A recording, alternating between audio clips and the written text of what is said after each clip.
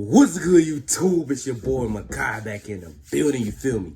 Now today, we got the ultimate debate, LeBron versus Jordan, the best GOAT comparison. Let's go ahead and figure out once and for all who really is the GOAT. If you guys enjoy the videos that I be making, please make sure you like, comment, and subscribe, and recommend some videos you guys want to see in the future. This is going to be a pretty lengthy video, so make sure you get your chips, your popcorn, all that good stuff. Let's go and get into it. Jordan versus LeBron. LeBron versus Jordan. It's a debate that has captured the public's attention for the last several years, especially after this moment in 2016 when LeBron James beat the Golden State Warriors to win the third championship of his career. In LeBron's own words, that one right there made me the greatest player of all time. That's what I felt. Reasons. I was like, that one right there made you the greatest player of all time. Let me explain something to you guys, man. That 3-1, that's everybody's like definitive mindset when it, like, LeBron fans, they say, man, 2016, that's when I thought that LeBron James was the greatest player of all time. No, it is not. Because the thing about it is, yeah, you came back 3-1. Okay, you came back 3-1 to win your third championship. Bro, that doesn't define your entire career. Like, let's say this for an example. Because everybody's turning point was 3-1. Just because you saw something that incredible and he's only done that, one time, done one incredible thing one time, does not definitively mean that you're the greatest player of all time. In order to be the greatest player, you have to be doing incredible things your whole career. Michael Jordan, a three-peat, incredible, right? Retired, came back, another three-peat. That's 2 three-peats in 1 decade. No one has ever done something like that. You see what I'm saying? You see what I'm getting at? That's why that made me really mad. And another thing about Jordan doesn't walk around saying, I'm the greatest player of all time. LeBron has said on many occasions that he said he's the best player, he's the greatest player. Jordan may say that behind closed doors. I mean, of course he will say that behind closed doors, or, trash talk or whatever. But he will never, I've never seen him go on an interview or a podcast or something like this and straight up said, I am the greatest player of all time. He's never done that. Because I think great players don't do that. A lot of the NBA greats don't just sit up there and just say that. You know what I'm saying? but did it? Is everything since that moment simply icing on LeBron's cake? Or is LeBron destined to finish his career in Michael Jordan's shadow? We've all heard the arguments from LeBron supporters. He's bigger, he's stronger, he's faster. And that right there I don't like. I'm gonna try not to pause so much, but Nick Wright, he gets on my nerves, and especially in this clip. You being bigger, stronger, and faster does not equal better. Case closed. More durable. And from Jordan supporters. Michael Jordan was merely 6-0 with 6 MVPs in the finals. But the GOAT debate isn't as simple as the pundits make it seem. There are a number of factors relevant in determining the greatest basketball player of all time. In fact, I would say there are 5 things that really matter when determining the GOAT of any sport.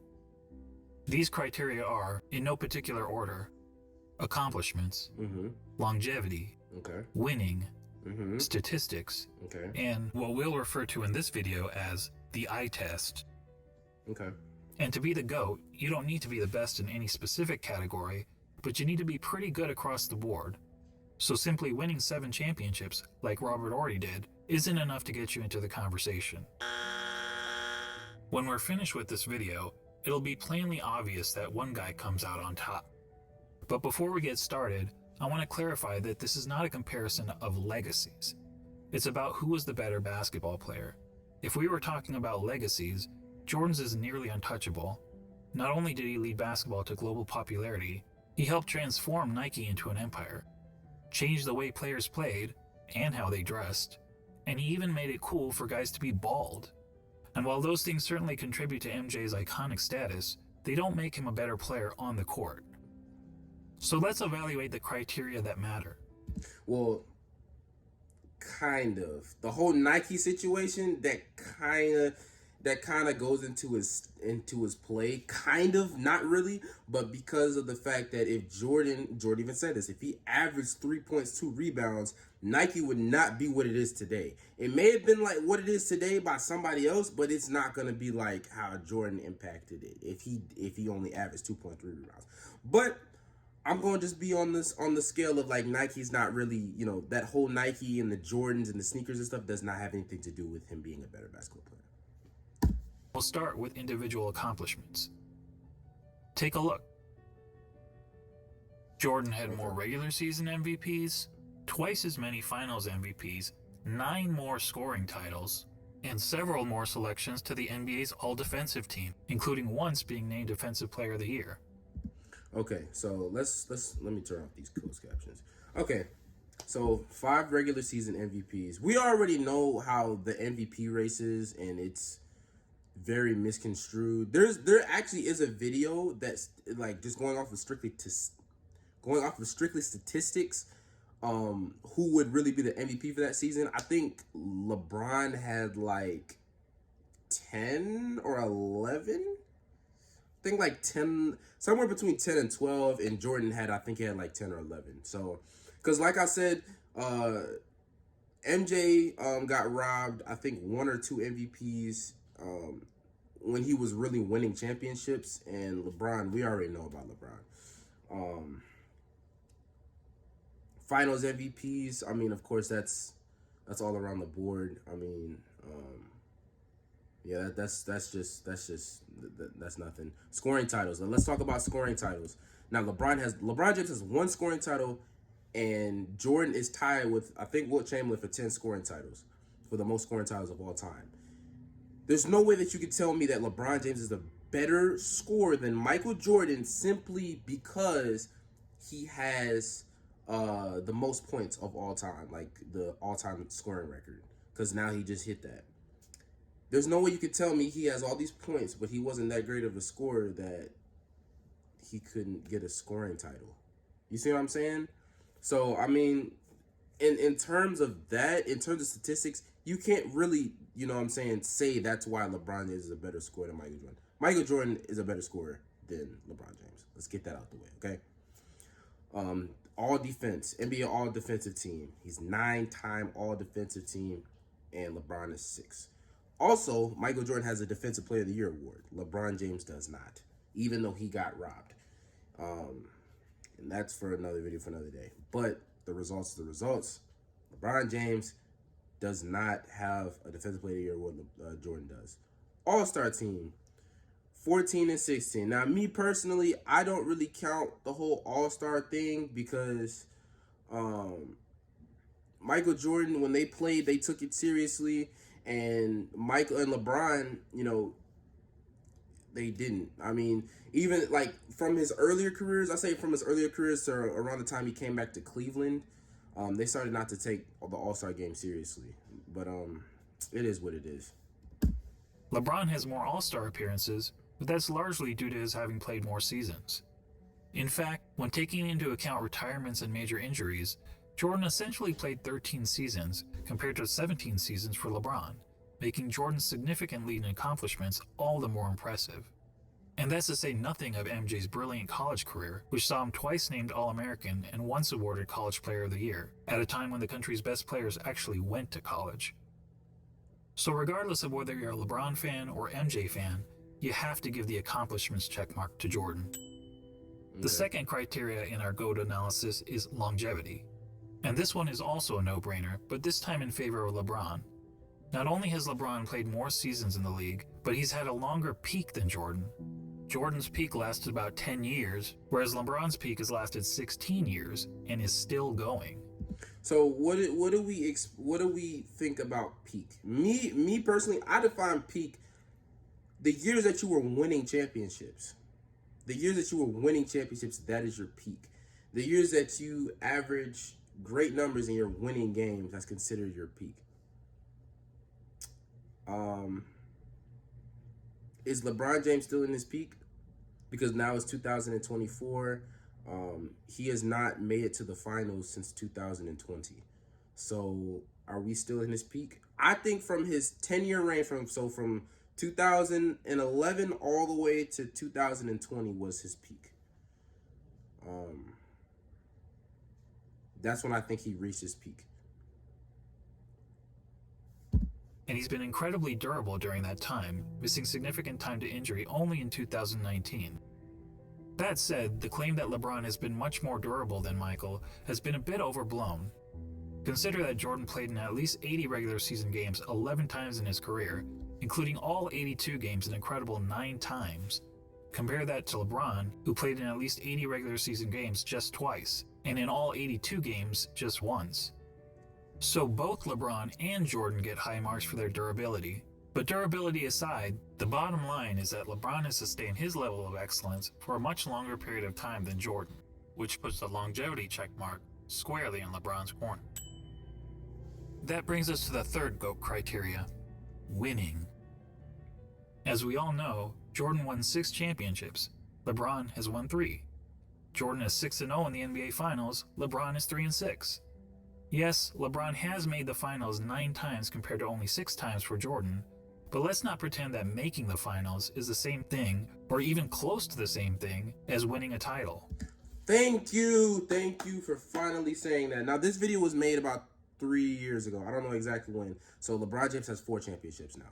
But I'm so glad he just said that. Just because you made it does not mean that it is as equivalent as winning the actual title. Thank you for saying that. I'm so glad he just said that. Take a prime example from another sport, the Buffalo Bills. They're the only team in NFL history to appear in 4 consecutive Super Bowls. But is there a single player or fan of that team that wouldn't trade all 4 of those appearances for just 1 Super Bowl win? Frankly, talk to any fan whose team lost the season's final game and ask them how they felt afterward. Almost universally, their feelings are of sadness, anger, and disappointment. And that's just the fans. For players, those feelings are only magnified. Listen to Charles Barkley talk about losing in the NBA Finals. And I was just in shock when it was over because I was frustrated because I couldn't wheel my team past Michael and the Bulls. And first of all, I don't think I've ever gotten over it, number one. But that was traumatic, and it's painful. So we can all stop with this false equivalence between winning the championship and finishing runner-up. In the words of Herm Edwards, "You play to win the game." Hello? You play to win the game. Now back to Jordan and LeBron. As mentioned, on basketball's biggest stage, the NBA Finals, Jordan was 6-0. LeBron was 3-6. And frankly, that doesn't even show how lopsided their records really are. In terms of individual finals games, Jordan was 24-11. LeBron is 18-31. And that's because in 4 of his 6 finals losses, LeBron's team hasn't even been competitive. Twice he got swept, and 2 other times he lost 4-1. That includes being on the wrong side of the 2 most lopsided finals by margin of loss in NBA history. Of course, LeBron fans will tell you that the only reason for LeBron's poor finals record is that his competition was so tough. Ironically, some of these same fans criticized Jordan for losing early in his career to a Celtics team stacked with 5 Hall of Famers, and they conveniently gloss over the fact that LeBron reached the finals so many times in part because the competition in his own conference was so weak. Thank you for saying that. I'm so glad he just said that, bro. Because around the time Jordan was winning, I think, which years was he losing? Rookie season, first team was the Milwaukee Bucks. He lost because Sidney Moncrief, great defensive player of the year. There was a great defensive team. They just, but Jordan averaged great numbers. He just couldn't get over the hump. Second year, Boston Celtics, we already know about that. I think that was one of the greatest teams of all time. The Boston Celtics, 86. Next year, again, the Boston Celtics. And then after that, I think that's when the team started to disintegrate. Then he went against I forgot exactly which teams, but I think that was the year that he went against the Cleveland Cavaliers, hit the side. Now we're going against the Pistons. So they lost 3 times in a row, and then they beat him again, and then that's when he started winning. During the vast majority of his career, LeBron played in what many dubbed the Leastern Conference because the East was so much weaker than the West. Do you know what LeBron used to do to the Toronto Raptors? LeBron used to run straight over the Toronto Raptors, bro. Honestly, bro. That was their best competition whenever he was in Cleveland.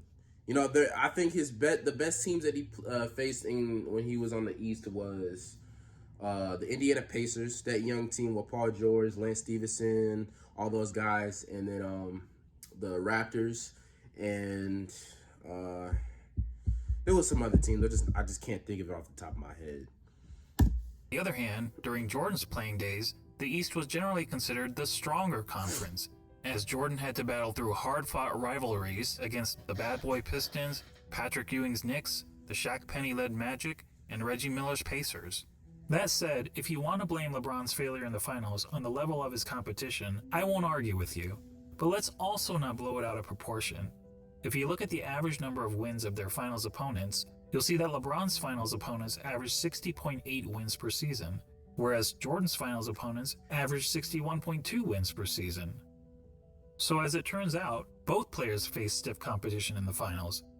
But a big reason we don't hold the 93 Suns, the 96 Sonics, or the 98 Jazz in the same regard as some of LeBron's finals opponents is because, unlike LeBron's adversaries, Jordan's opponents never actually won the Larry O'Brien Trophy. Which goes to my original point, that the difference between winning the title and finishing runner-up is huge. And the reason those teams never won the title? This guy. Look, I'm not trying to say that Jordan's opponents were as good as the Warriors teams that LeBron faced 4 times in the finals. The truth is that Jordan never played a juggernaut quite like that. But there's a pretty good reason for that. Jordan's Bulls were the juggernaut. They were the team winning 70-plus games. They were the team with the target on their back every year. And as the Warriors showed us, that's not an easy place to be. As great as the Warriors were, they were never able to string together 3 consecutive championships. Jordan's Bulls did it twice. So what's the greater achievement? Beating the juggernaut or being the juggernaut? Now that can go into 2 different ways as well, because that team was built into being a juggernaut, quote unquote, right? The thing about that Bulls team though is that if you take Michael Jordan out of that conversation, they're not a championship team. That is a fact, and that's been proven a fact. You add Michael Jordan, it becomes a championship team. It becomes a really, really, really good team. Take Michael Jordan out of it, and they're not that good. I don't want to hear that mess of, oh, they went to the second round the year Jordan left, because what happened the season after that? That's my point. Be more specific, beating the juggernaut 1 time out of the 4 times you faced them? Or being the juggernaut year after year after year? And then doing it again, year after year after year. There's no doubt that LeBron's victory over the 73-win Warriors was the highlight of his career.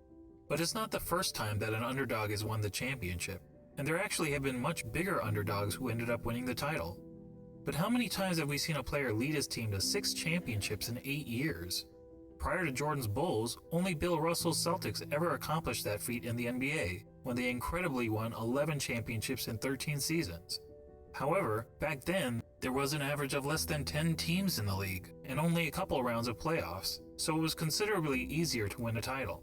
And no player, not even Bill Russell, ever had a run of winning 25 of 26 playoff series, as Michael Jordan did.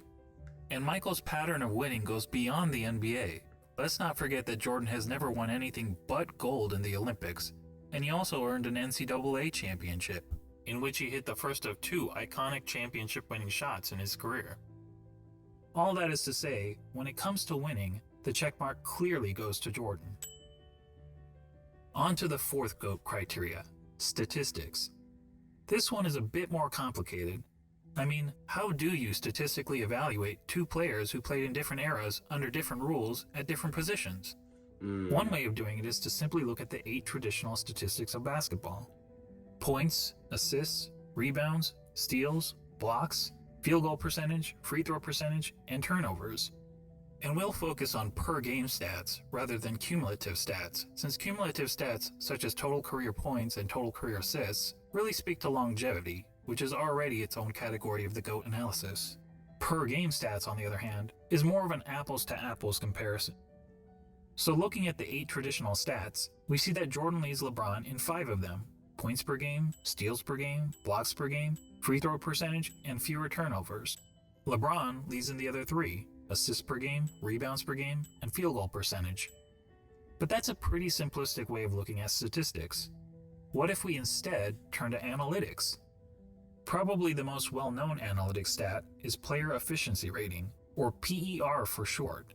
This metric was created by respected basketball analyst John Hollinger to give an overall rating to a player's performance based on traditional stats like the ones we just mentioned. Jordan has led the league in PER 7 times, LeBron 6 times. Jordan has finished top 3 in PER 10 times, LeBron 9 times. In fact, Jordan has the highest career PER in both the regular season and the playoffs. Another popular analytics stat is win shares. Jordan has led the league in win shares 8 times, LeBron 5 times. Jordan has finished top 3 in win shares 11 times, LeBron 6 times. And when it comes to win shares per 48 minutes, Jordan has the highest career rating in both the regular season and the playoffs. What about box plus minus? Until recently, LeBron was actually ahead of Jordan in career box plus minus.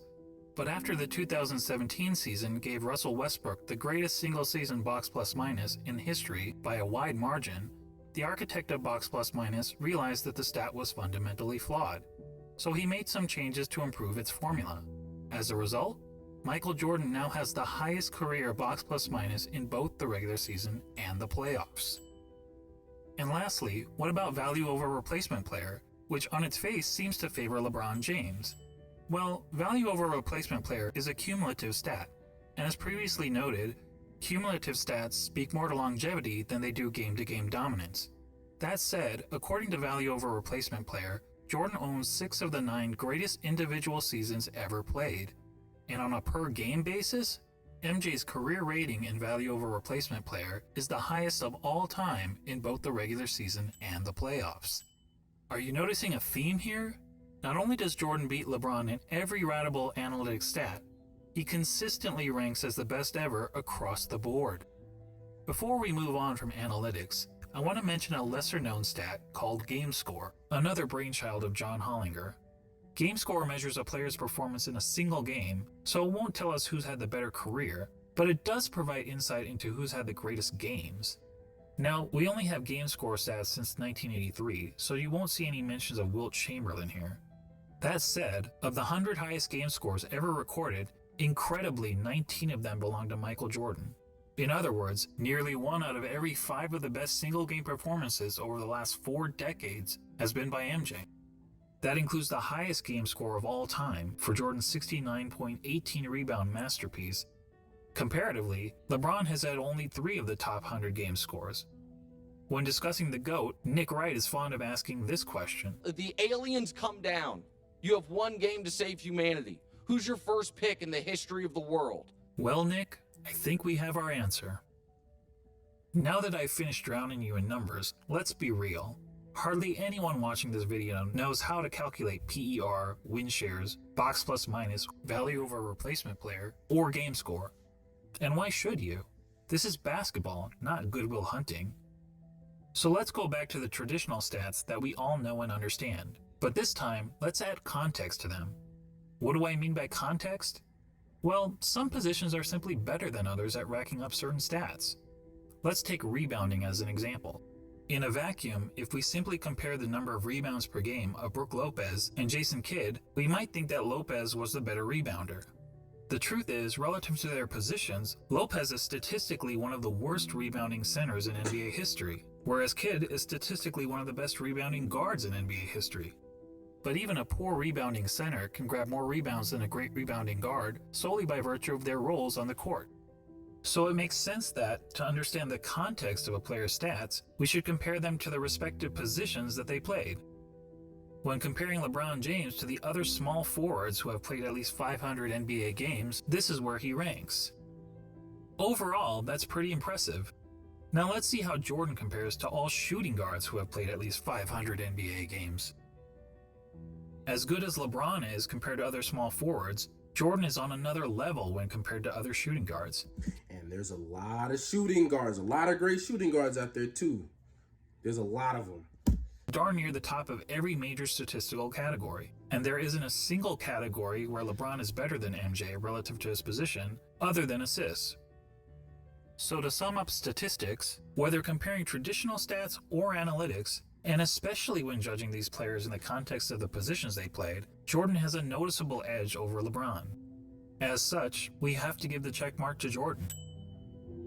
And that takes us to the last category in our GOAT analysis, the eye test. And to be clear, by eye test, I don't mean which of these players is bigger, faster, or jumps higher. None of that is relevant unless we're having a track and field competition. And frankly, if physical measurables mattered, then George Murasan would be in the GOAT conversation. No, what I mean by the eye test is, if you sat an average basketball fan in front of a TV to watch a player in action, what would he notice that the player is and is not great at? Thankfully, I happen to be an average basketball fan, and I've had the privilege of watching both LeBron and Jordan during their playing days. So unlike a lot of my fellow YouTubers, I haven't merely relied on highlight videos. Here's what my eyes told me when I saw Michael Jordan play, particularly during his playing days with the Chicago Bulls. He was the best offensive player in the game, he was arguably the best defensive player in the game, he had the best mid-range game, he was the best finisher at the rim, he had the best post-up game, which is incredible considering most players who dominated the post were big men. He was widely considered the most clutch player in the game. He was regarded by opponents as the fiercest competitor on the court. He was regarded by teammates as the hardest worker in practice. And when all was said and done, amongst the other stars of his generation, he was the greatest winner. Now, when you're playing against the elite athletes of the world, to be the best at any one of those things is pretty remarkable. But to be the best at all of them? I tell you it's impossible, but for the fact that we saw Michael Jordan do it. And when it comes to the GOAT debate, that's the biggest hurdle facing LeBron. He's basically being compared to a guy who was great at everything and practically had no weaknesses.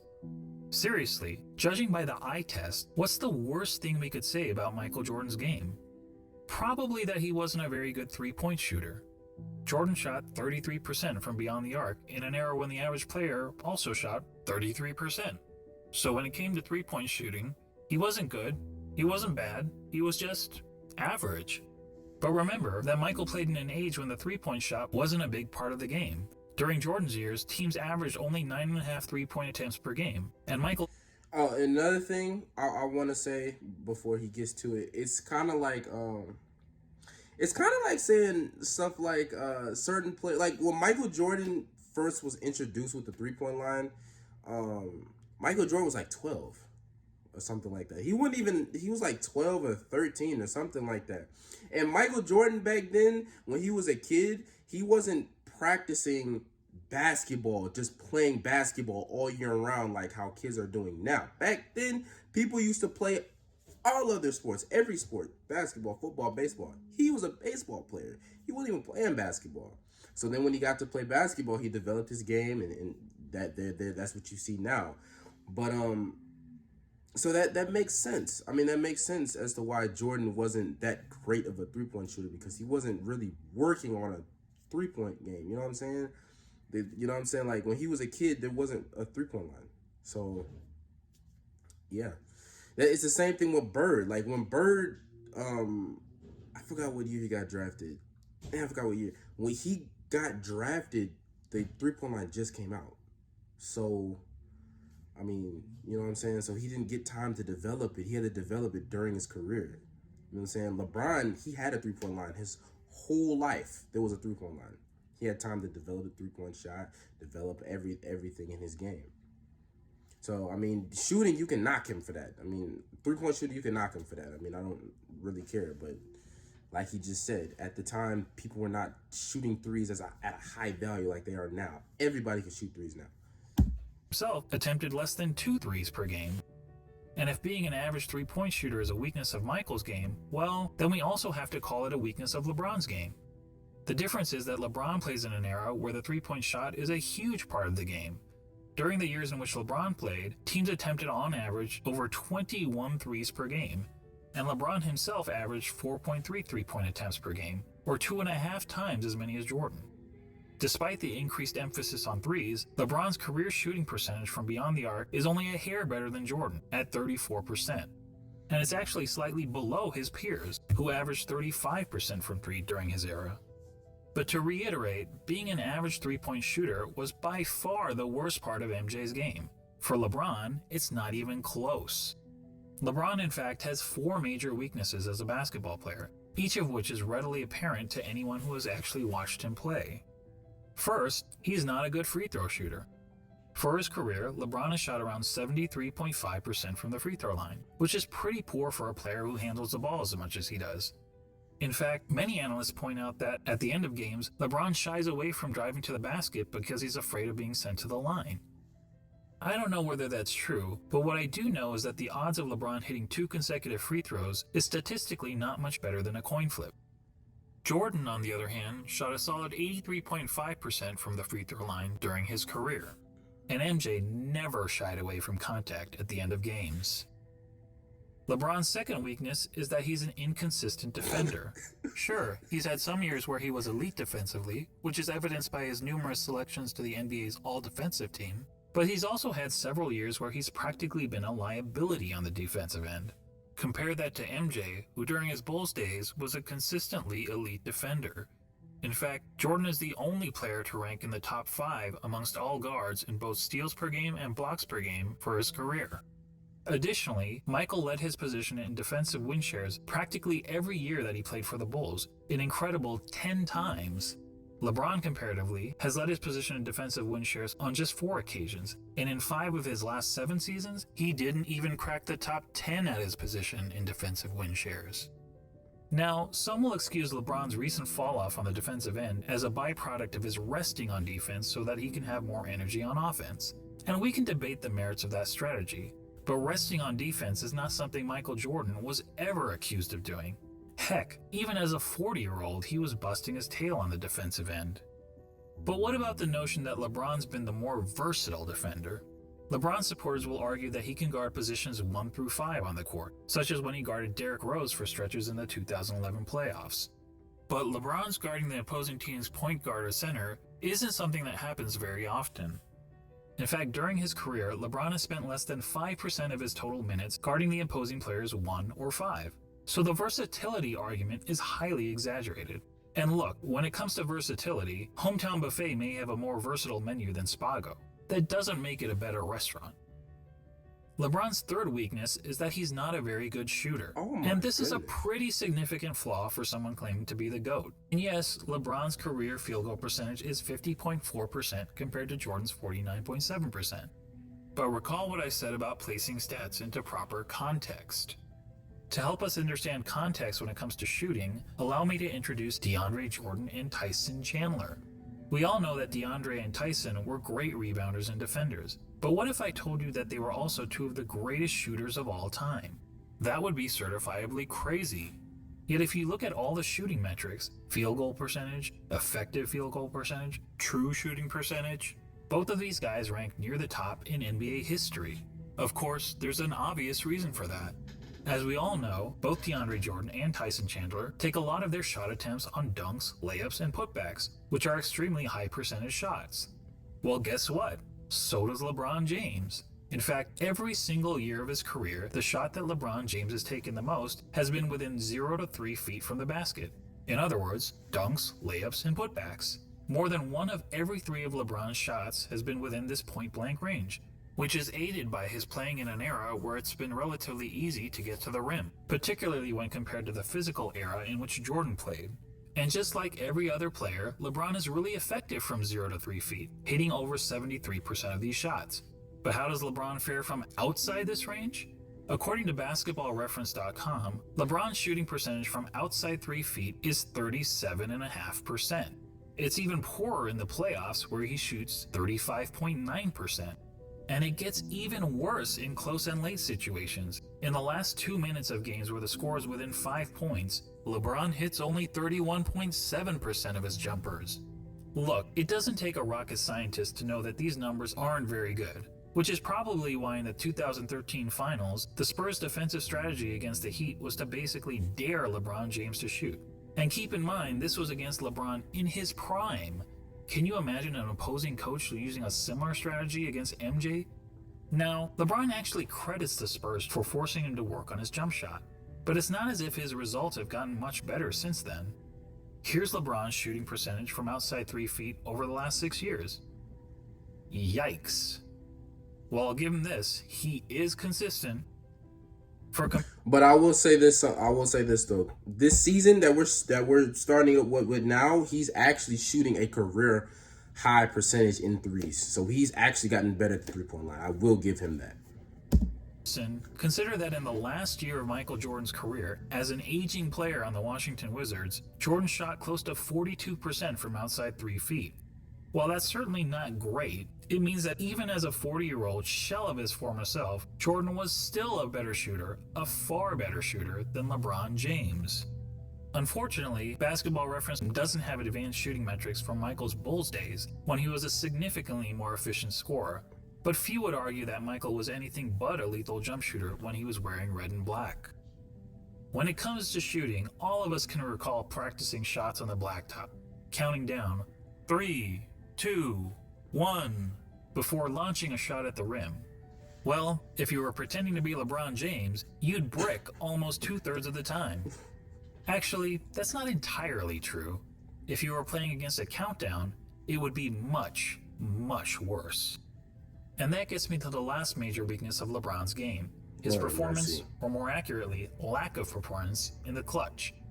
Remember when people were praising LeBron for making a couple of buzzer beaters in the playoffs 2 years ago? They used these stats to claim that LeBron was better in the clutch than Jordan. But look at these numbers carefully. What stands out to you? How about this? People were using a sample size of less than 1 shot per season to make the case that LeBron was more clutch than Jordan. That would be the equivalent of polling just 100 people in the country to try to predict the winner of the next presidential election. So let's use more telling stats, shall we? Here's a situation that's often used to determine a player's clutchness. 5 seconds to go in the fourth quarter or overtime, and your team needs a bucket to either win or tie the game. It answers the age-old question, who do you want taking the last shot with the game on the line? It turns out that in the regular season and playoffs combined, LeBron has taken 94 such shots. That's a pretty good sample size. And how many of those 94 shots has LeBron made? 19, for a shooting percentage of 20%. Wow. Let me repeat that.